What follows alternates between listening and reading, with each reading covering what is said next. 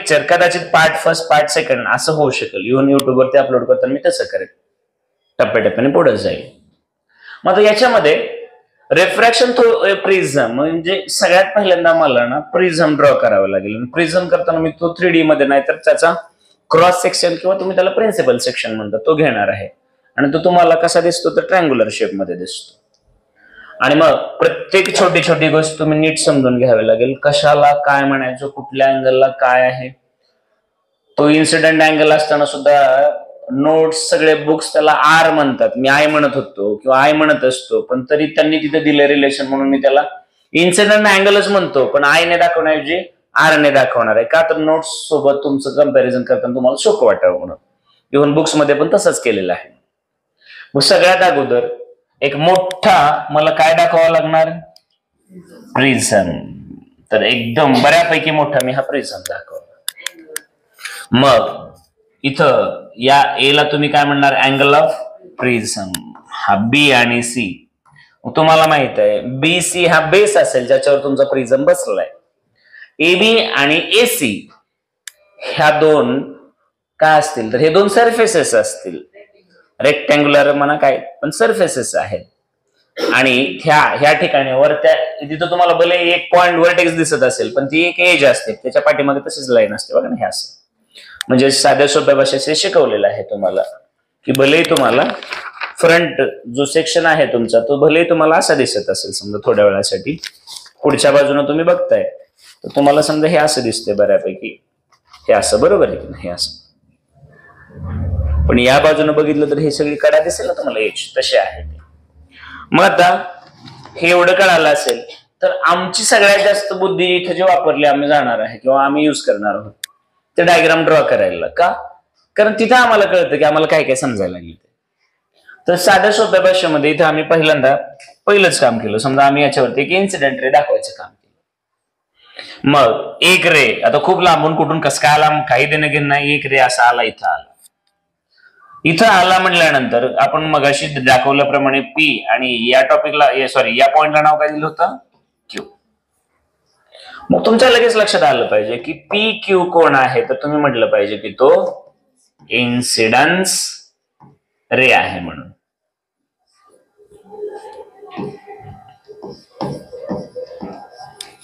त्याच्यानंतर angle A कोण आहे तर अँगल ऑफ प्रिझम आहे, प्रिझमचा अँगल ऑफ प्रिझम.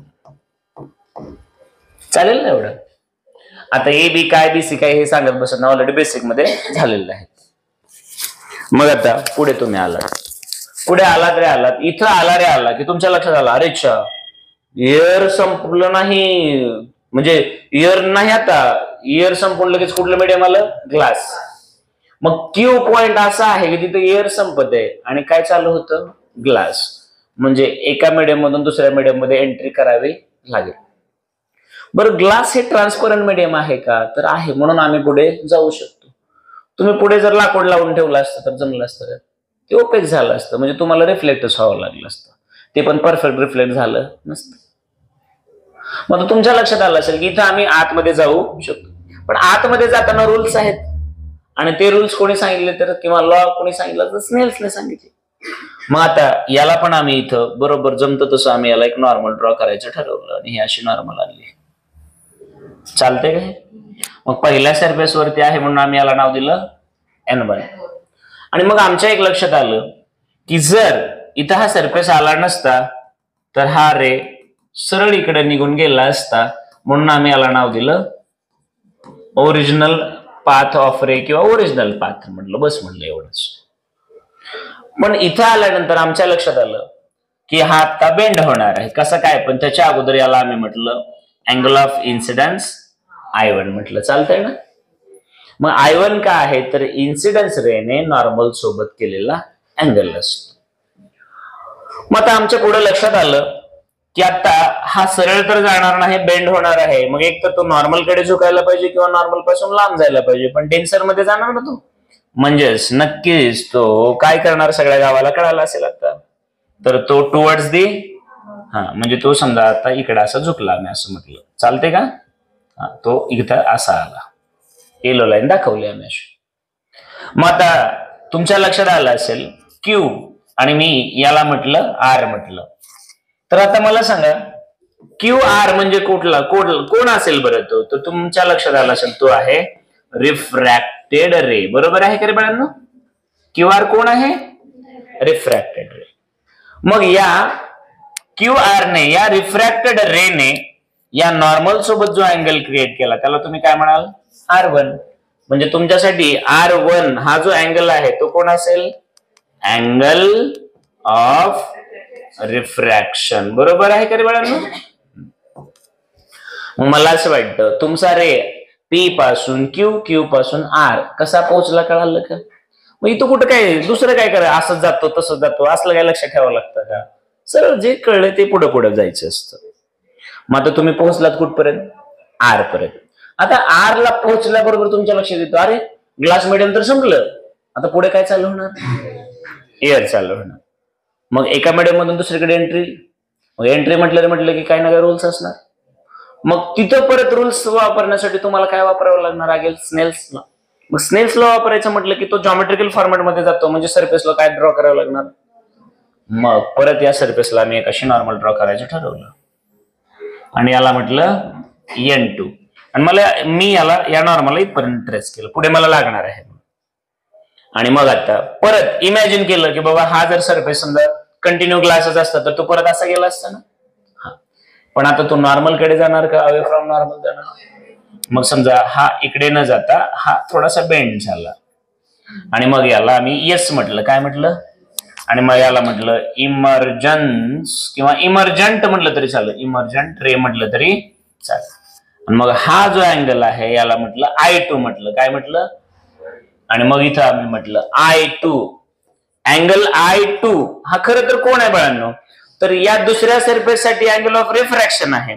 पण रे प्रिझमच्या बाहेर पडला म्हणून याला म्हटलं आम्ही अँगल ऑफ इमर्जन्स म्हटलं. काय म्हटलं?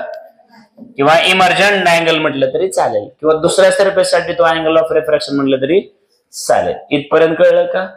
आणि मग बाळांनो आता हा इन्सिडेंट रेने नॉर्मल सोबत केलेला अँगल म्हणजे अँगल ऑफ इन्सिडेंट असतो.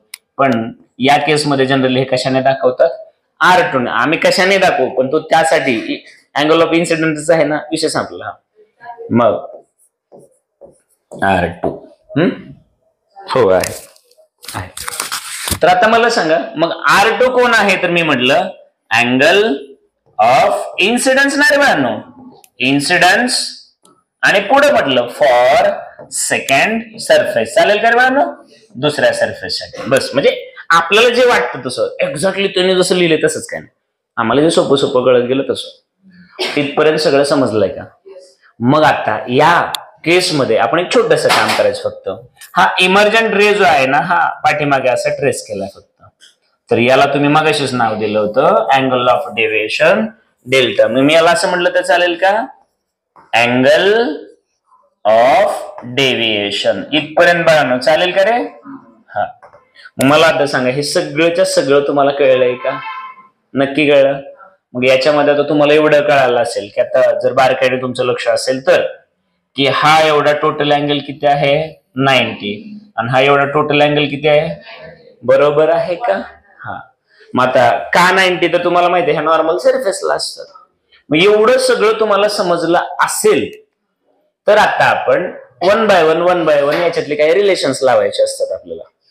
मग त्याच्यामध्ये फर्स्ट केस जे आहे आपल्याला हा जो अँगल ए आहे ना ए त्याच दुसऱ्या अँगल सोबत रिलेशन बघायचं असतं. एवढंच आपलं काम असतं आणि ते एकदम साध्या सोप्या पद्धतीने तुम्हाला दाखवतो. ते काय अडचण नाही.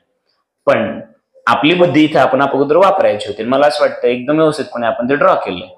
इथपर्यंत सोबत आहात का? मग आता तुम्ही जर इथपर्यंत माझ्यासोबत आहात तर तुम्ही फिजिक्स क्लिअर केलंय म्हणायचं. आता इथून पुढे तुमचं काय चालू झालं? जॉमेट्री चालू झालं. मला एवढा विश्वास आहे की 9वी 10वीचं बेसिक ट्रायंगल लेवलचं जे आहे जॉमेट्री तुमचं एकदम चांगलं आहे मला माहित आहे. आणि त्याची आपण आता हेल्प घेणार आहोत. चालतंय ना? ओके. म्हणजे आता खरं तर तुम्हाला सगळ्यांना कळायला पाहिजे फिजिक्सचा क्लास आता या क्षणाला काय झालेला आहे? संपलाय. ठीक आहे. मग आता आपण थोडस मॅथ बघूया. आता तुम्ही मला सांगा रे बाळांनो, तुम्ही इथं असं म्हटलं तर चालेल सिन्स सिन्स ए क्यू क्यू इथं ना, ए बी सी, इथे याला मी डी म्हटलं, काय म्हटलं याला डी, ए क्यू डी आणि याला मी आर म्हटलेलं ना आर. मला सांगा ए क्यू डी आर कोण दिसतो तुम्हाला? चार आहेत ना, म्हणजे मी बोलायची गरज नाही. आता फिजिक्स वाला बोलणार, मॅथवाला बोलणार आहे.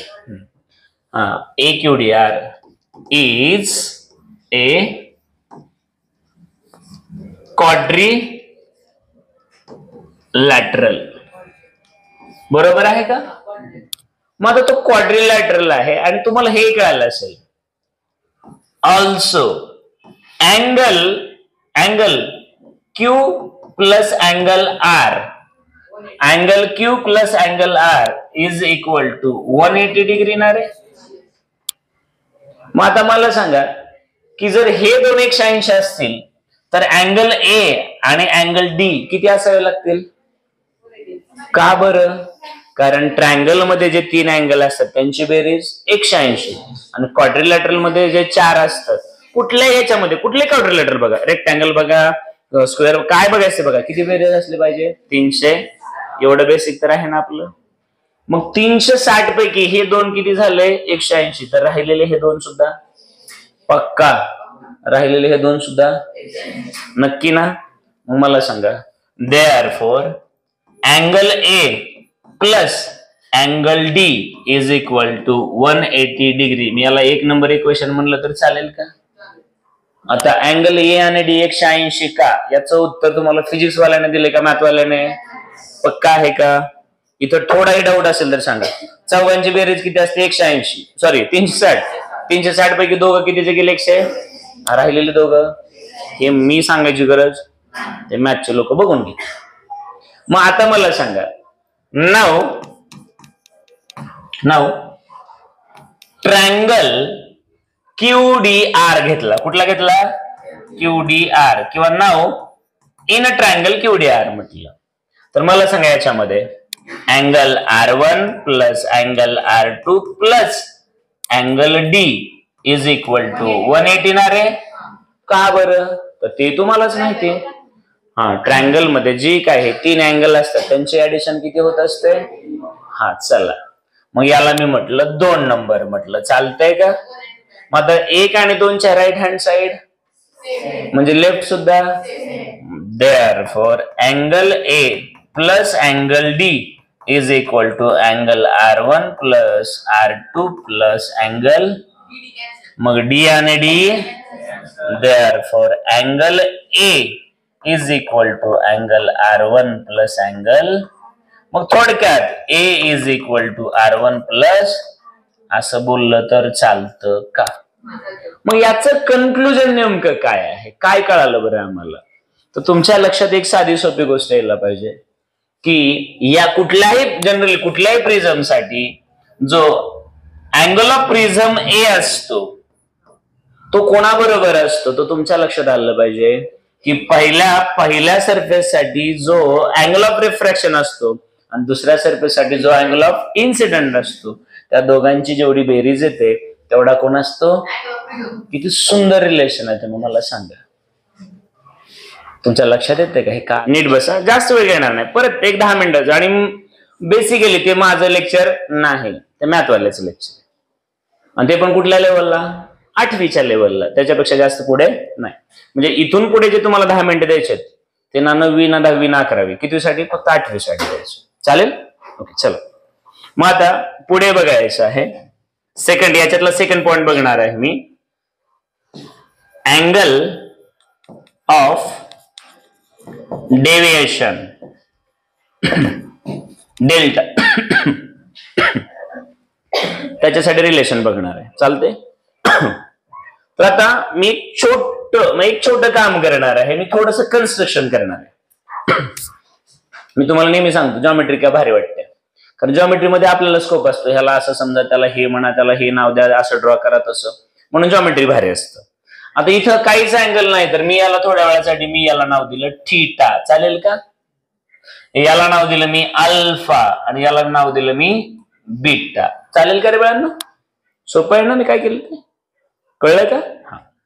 मग आता इकडे आपण जागा कमी पडू नये म्हणून अगोदरच काहीतरी सोय करून घेऊ. आता मला सांगा, मी म्हटलं फ्रॉम अबो डायग्राम, वरती जे डायग्राम दिसते त्याच्यावरून म्हटलं angle theta plus angle delta is equal to किती येतं रे? Angle theta plus angle delta किती येतं? आता थीटा म्हणजे हा अँगल आहे ना इथला खालचा,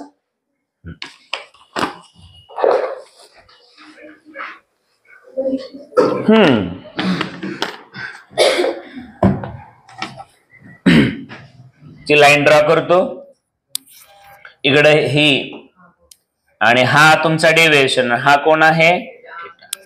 तर हा ठीक आहे, माझ्या लक्षात आलं. एवढं सोपं तुम्ही थांबलात म्हणजे काही लोकांना ते छोटं असलं म्हणून नीट दिसलं नसेल, म्हणूनच मी परत ते ड्रॉ केलं. आता मी कुठे इथे छोट्यात बसलो, एवढं कळलं नाही का, तेवढं कळलं नाही का, मी समजून घेतलं. एवढं सोपं न लक्ष देण्याचं कारण नव्हतं, समजलं म्हणजे दिसलं नसेल. मग हे किती झालं? 180 डिग्री. आणि याला काहीतरी तुम्ही म्हणत असता लिनियर पेअर ऑफ अँगल्स, बरोबर आहे ना? लिनियर पेअर ऑफ होतं की नाही आठवीला, तुम्हीच बघायचं. मग इथं म्हटलं तरी चालेल, काय लिनियर पेअर ऑफ अँगल्स, आणि याला इक्वेशन समजा एक म्हटलं तिथे या सेक्शन मध्ये. आता हे कळालं असेल तुम्हाला, तर तुम्ही मला सांगा, याला पण काहीतरी नाव दिलं क्यू आर, आणि समजा याला या पॉइंटला टी नाव दिलं. काय नाव दिलं? आता मला सांगा, in triangle Q R T, Q R T कळालं का तुम्हाला? क्यू आर टी त्याच्यामध्ये, तर तुम्ही मला सांगा याच्यामध्ये परत अँगल अल्फा बीटा आणि थीटा किती येणार? Very good. Angle alpha plus angle beta plus angle theta किती असणार? याला म्हणलं 2 नंबर. चालेल का रे बाळांनो? इथपर्यंत कळालं का तुम्हाला?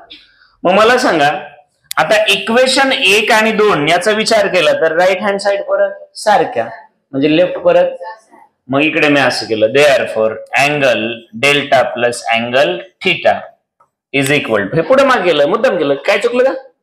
मग हे परत असं होणार ना, angle alpha plus angle beta plus angle theta. आता तुम्ही मला सांगा, थीटा आणि थीटा, देअरफॉर अँगल डेल्टा म्हणजे डेव्हिएशन ना, is equal to angle alpha plus angle beta. पण आमचा प्रॉब्लेम हा आहे की आम्हाला अल्फा आणि बीटा तिथे कळणार आहे का? कारण आम्हाला आय आर असलेच कळतील ना, इन्सिडंट, इमर्जंट किंवा फार तर फार रिफ्रॅक्शन असलं कळतं. हे काय कळेल ना अल्फा आणि बीटा, बरोबर आहे की नाही? तर आता अल्फा आणि बीटा कळत नाही तुम्हाला, तर आपण अल्फा आणि नीट समजून घेऊया. आता मी काय ड्रॉ करतोय बघा, ही मी पहिली नॉर्मल ड्रॉ केली N1, समजून घ्या. ही N1 ड्रॉ केली का? बघा N1, आणि त्याच्यानंतर मी हा दुसरा ड्रॉ केला, हे असं, हे खोटं खोटं चालतंय का? आणि त्याच्यानंतर मी ही मधली लाईन अशी ड्रॉ केली. आता मला सांगा, हे तुमचं I1 आहे ना रे, आणि हे तुमचं आहे अल्फा, आणि हे कोण आहे? R1. मग मला सांगा रे बाळांनो, angle I1 is equal to angle alpha plus angle R1 ना रे? का बरं? अपोजिट अँगल होतात ना ते. मग हे हा एवढा अँगल आणि हा अँगल इक्वल असेल ना, आणि त्याच्यात हा अँगल ह्या दोन्ही पासून बनला. Therefore, angle alpha is equal to angle I1 minus angle, म्हणजेच मी साध्या सोप्या भाषेत असं लिहिलं तर चालेल का? अल्फा म्हणजेच कोण आहे? I1 minus R1. प्रत्येक ठिकाणी अल्फा अँगल लिहित बसत नाही बाबांनो, चालते ना? Therefore, आता तुम्ही मला सांगा या केसमध्ये साध्या सोप्या भाषेत, हा मला सांगा, अल्फा इज इक्वल टू काय आला? I1.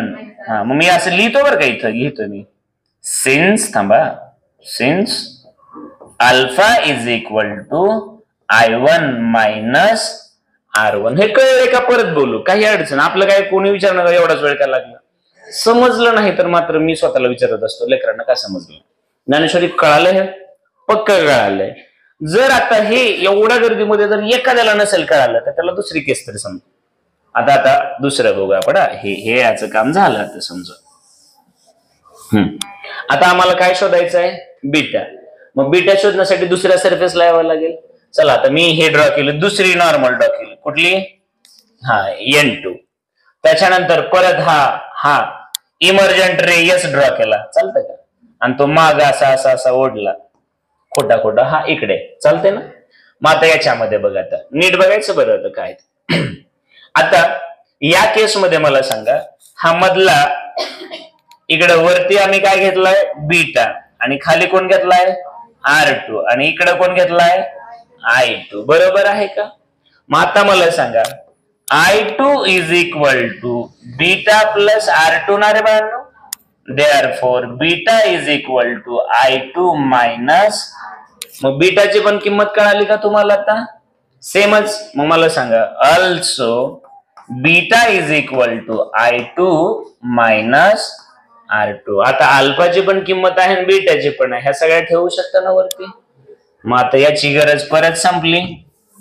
थांब रे बाबा, हा मला सांगा therefore delta is equal to अल्फाच्या ठिकाणी काय आलं रे बाळांनो, I1 मायनस R1, प्लसला प्लस लिहिला, आणि बीटाच्या ठिकाणी काय आलं I2 मायनस. चालेल का रे बाळांनो, सोपं आहे की नाही. मग आता याच्यात जर आपण थोडीशी अरेंजमेंट करू शकलो तर तुम्हाला काय कळेल याच्यामध्ये, तर हे मला असं वाटतं. पण आता हे मध्ये प्लस असल्यामुळे लगेच कळालं असेल. याला आपण असंही करू शकतो, I1 minus R1 plus I2 minus. चालेल ना रे बाळांनो. मग याला असं केलं तर चालेल का, हा I1 प्लस I2 चालेल का. मायनस काढला दोन्हीतनं कॉमन, तर काय होणार R1 प्लस, हे मॅथमॅटिक कळालं का, दोन्हीतनं मायनस काढल्यामुळे काय झालं प्लस. नसेल कळत तर बघा, मायनसने मध्ये मल्टिप्लाय केलं मायनस, मायनसने इथं मल्टिप्लाय केलं मायनस, मायनस मायनस दोन्ही आहेत का, समजायलंय का. अरे लक्ष द्या, पाचवीचं तर बाळा कळायला पाहिजे आपल्याला. मग हे एवढं कळालं असेल तर डेल्टा इथपर्यंत कळलाय ना रे बाळांनो. मग आता आपण पुढे आला तर याची गरज परत संपली. मग मला सांगा therefore delta deviation is equal to I1 plus I2 minus ला मायनस. आता R1 प्लस R2 कोण आहे रे, हा म्हणजे तुमच्या लक्षात आलं असेल. मग हा इकडे घेऊन गेलो तरी चालेल किंवा नाही घेऊन गेलो तरी चालेल. समजलंय का रे बाळांनो. मग तुमच्या लक्षात आलं असेल की डेविएशनचं काय रिलेशन आहे. बऱ्याचदा हे रिलेशन असं पण सांगितलं जातं, therefore deviation plus A is equal to I1 plus, आणि हे कळायला पाहिजे याच्यात अँगल ऑफ डेविएशन, आणि हा कोण आहे अँगल ऑफ प्रिझम, आणि याच्यामध्ये I1 कोण आहे अँगल ऑफ इन्सिडेंट, आणि I2 कोण आहे अँगल ऑफ इमर्जन. बरोबर आहे का, समजते का मी काय बोलतो ते. आणि मग एवढं इंटरेस्टिंग रिलेशन तुम्हाला बघायला मिळतं. आणि ते इथं पण इमॅजिन झालं पाहिजे की हे दोन अँगल आणि हे आणि हा अँगल हे कसे असतात, ऑलवेज इक्वल असतात. समजते की नसतं. Since deviation delta is equal to I1 plus I2 minus A, हे झालंय ना आपलं. तुमचा रिस्पॉन्स वीक म्हणलं की काय, हे झालंय का आपलं, म्हणजे आता कळालं का. हा हा हा झालं. मग मी तुम्हाला काल असंही शिकवलं होतं की हा मायनस इकडे घेऊन पण सांगितलं होतं. आता आमचं जे काम आहे ना, थोडस नीट बघा की जेव्हा अँगल हा खूप छोटा असतो, आता सगळ्या गावाला माहित आहे sine theta is equal to theta when angle is very very, generally तो 6 डिग्रीच्या जवळपास असायला पाहिजे. नोट्स वाल्यांनी आता मात्र क्रायटेरिया दिला त्यांनी आपल्याला की लेस दॅन 10 डिग्री असेल तर म्हणतात ते किती. आपण अप्रॉक्सिमेटली किती पर्यंत घेतो, 6 पर्यंत घेतो, असो काही अडचण नाही. तर मला सांगा बरं, आता हाच फॉर्म्युला आपण थोडासा वेगळ्या अँगलला घेणार आहोत, कारण आपल्याला फॉर्म्युला बनवत नाही, आपण स्ट्रॉंग रिलेशन शोधतोय.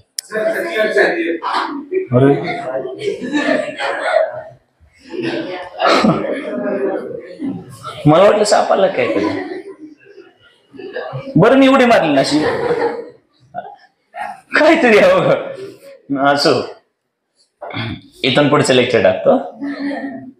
हा, मग आता मला सांगा या केसमध्ये इथं तुम्हाला 2 अँगल दिसत आहेत, पण बाळांनो ज्यावेळेस तुम्हाला प्रिझम बद्दल डिटेल इन्फॉर्मेशन हवी असेल तेव्हा प्रिझमचं मटेरियल पण येणार आहे की प्रिझम कशापासून बनलंय आणि त्या मटेरियलचा काय इम्पॅक्ट होतो.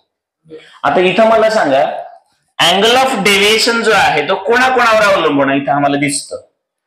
इथं आम्हाला तो अँगल म्हणजे कुठला डेव्हिएशन, डेव्हिएशन म्हणजे काय, चेंज इन डायरेक्शन ना. प्रिझममुळे त्या रेने किती रस्ता बदलला,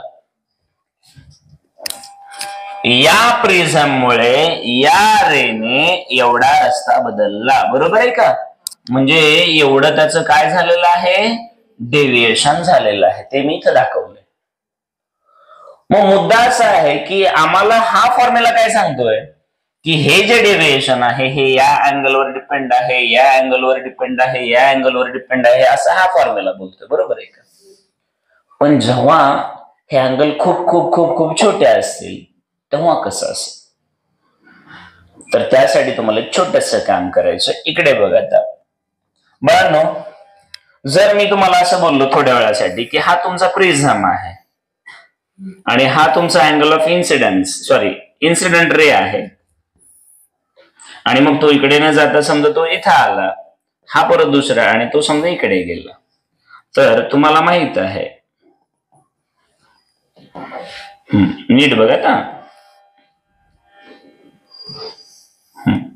तर हा एवढा तुमचा अँगल डेल्टा आहे. पण या केसमध्ये जर हा तुमचा अँगल I1 असेल आणि हा तुमचा कुठला अँगल आहे, हा I2, पण हा इमर्जन्स अँगल आहे किंवा इमर्जंट म्हणा, आणि हा इन्सिडेंट म्हणा. आता सुंदर किती कॉन्सेप्ट आहे बघा. पण मी घेताना कसं सांगणार आहे ते बघा. आता बघा, हे पहिलं मीडियम असेल तर हे दुसरं, आणि हे दुसरं असेल तर हे पहिलं. पण कधी मी इकडून रे दाखवलं, रिट्रेस केला तर, नाहीतर हे पहिलं हे दुसरं आपल्या नियमाप्रमाणे. मग आता थोड्या वेळासाठी मी हीच डायग्राम कशी दाखवतो ते बघा, किंवा मला जे दाखवायचे ते इथे येतो. आता या सरफेसला बघायच्या, या एवढ्या सरफेसला, या सरफेसला मी स्नेल्स लॉ वापरणार, आणि या सरफेसला सुद्धा मी कुठला लॉ वापरणार, स्नेल्स लॉ. मला सांगा, मी जर इथं थोड्या वेळासाठी इथं या केसमध्ये I1 हा इन्सिडेंट असेल तर R1 कसा आहे, बरोबर आहे ना. I1 इन्सिडन्स असेल तर R1 कसा आहे, अँगल ऑफ रिफ्रॅक्शन. आणि तुम्ही एअर मधून कुठं चाललेला आहात, ग्लास मध्ये.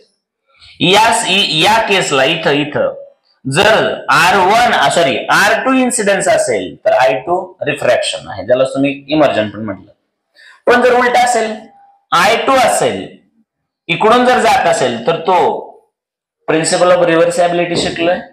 मग जर आम्ही इथून इन्सिडेंट केला तर तो असा माघारी पण जाणार ना. मग जर हा अँगल ऑफ इन्सिडन्स असेल तर R2 काय असेल, एवढा वेळ लागेल, अँगल ऑफ रिफ्रॅक्शन असेल. एवढं तर कळतंय ना. मग आता हे आम्हाला कळालं, तर आता इकडे घेऊ.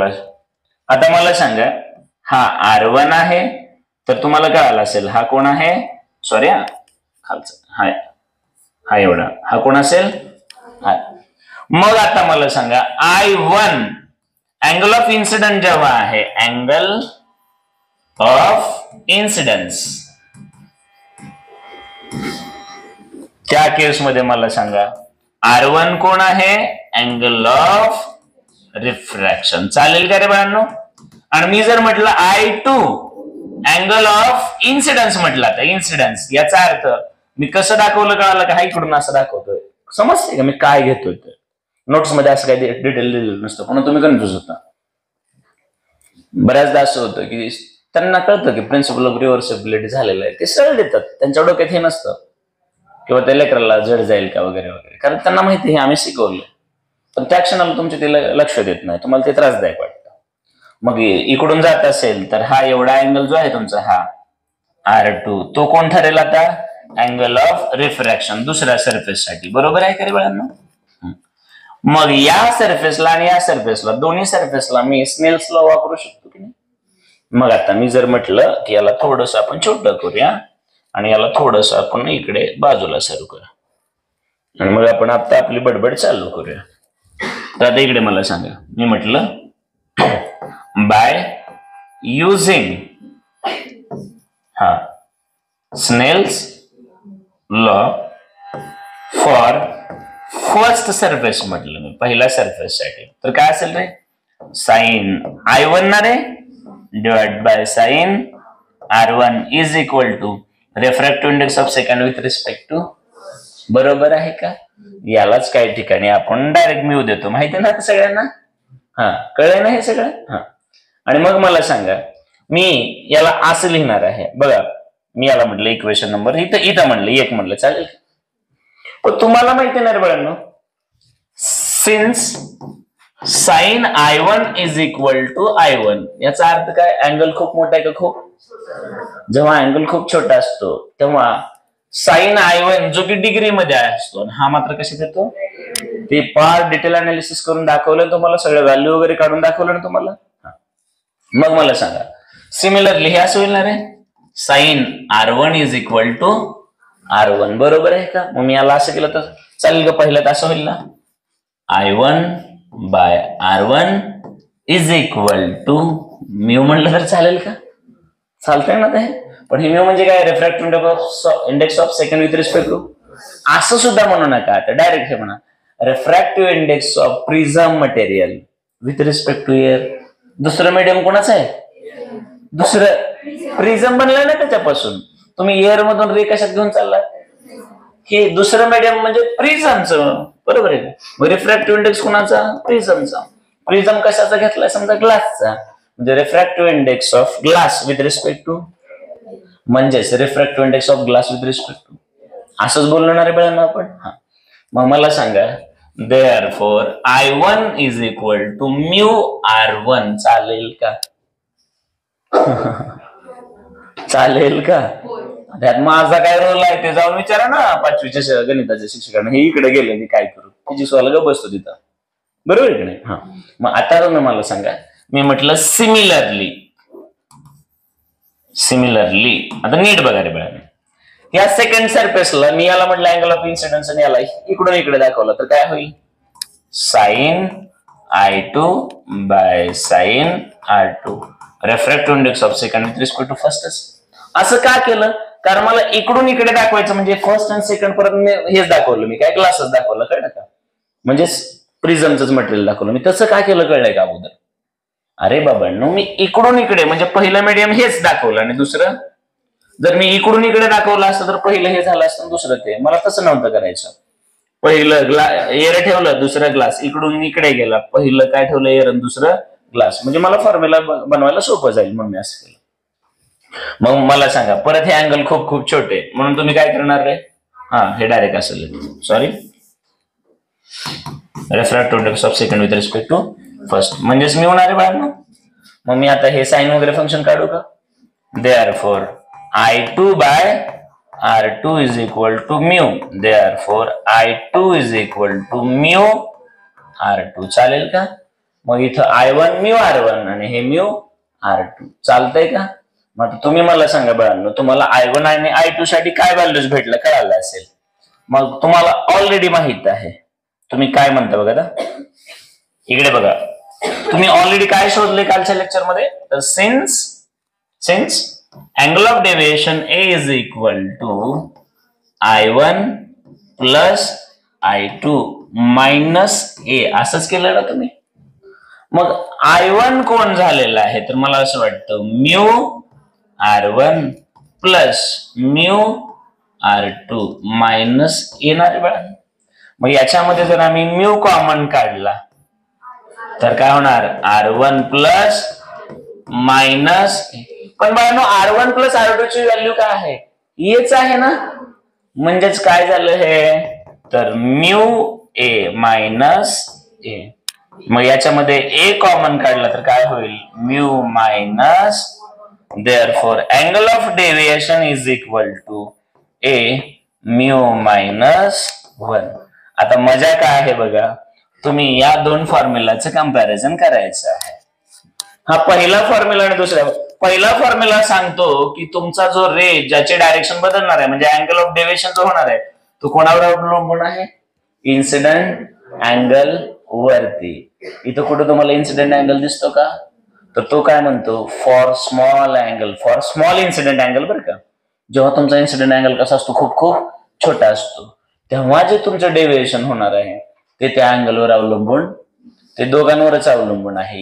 एक त्या प्रिझमचं मटेरियल ना, म्हणजे refractive index of that medium, आणि दुसरं म्हणजे त्या प्रिझमचा अँगल. किती सुंदर रिलेशन लगेचच्या लगेच झालं चेंज. परत एकदा बघा, जर तुमचा अँगल जनरली मी तर 6 डिग्रीच्या पुढे म्हणत असतो, पण आता त्यांनी दिलाय रेफरन्स तर घ्या. जर तुमचा अँगल अप्रॉक्सिमेटली 10 डिग्री किंवा त्याच्या पुढे असेल तर तुम्ही हे रिलेशन वापरा.